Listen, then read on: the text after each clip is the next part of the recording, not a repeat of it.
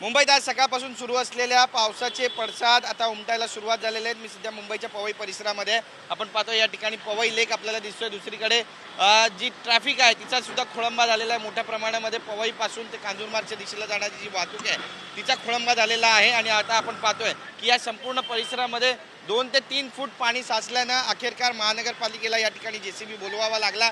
आणि या ठिकाणी जे डिवायडर आहे ते आता तोडायला सुरुवात त्यांनी केलेली आहे। सगळे डिवायडर जे आहेत ते 4 ठिकाणाहून तोडण्यात आलेले आहेत। यासाठी जेसीबी मागवण्यात आलेला आहे। आणि आपण पाहतोय की पाण्याचा निचरा व्हावा यासाठी हा जेसीबी या ठिकाणी मागवला। आपण पाहतोय की कांजूरमार्गच्या दिशेनं पवईकडे जाणारी जी वाहतूक होती ती पूर्णपणे ठप्प झाली होती। वाहतूक मंदावली होती आणि जवळपास 2 ते 2.5 फूट पाणी या संपूर्ण परिसरामध्ये अद्यापही साचल्याचं जे चित्र आहे ते सुद्धा आपल्याला पाहायला मिळते। बघा कशा पद्धतीने या ठिकाणाहून हळूहळू ज्या मोठ्या गाड्या आहेत त्या माग काढतायत। जे बाईक स्वार आहेत ते या ठिकाणून माग काढताना पाहायला मिळतात।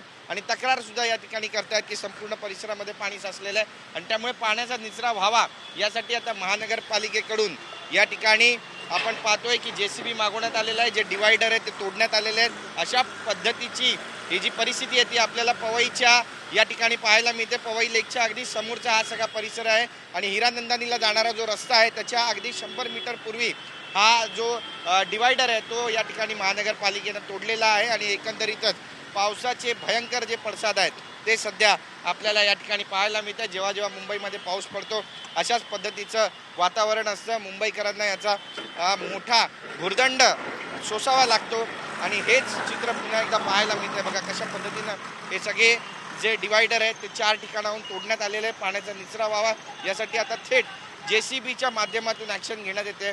आणि बाईक स्वारांच्या ज्या दुचाकी आहेत त्यासुद्धा या ठिकाणी बंद पडलेल्या, त्यामुळे धक्का मारून या ठिकाणाहून दुचाकी जी आहे ती न्यावी लागते।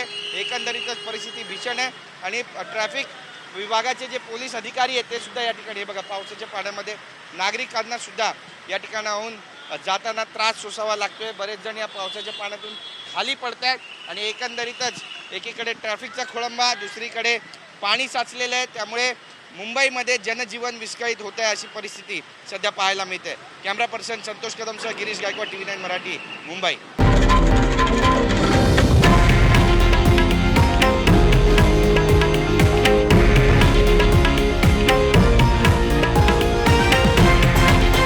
हे आहे देशातील नंबर 1 न्यूज नेटवर्क आणि आपण पाहत आहात TV9 मराठी, एकमेव।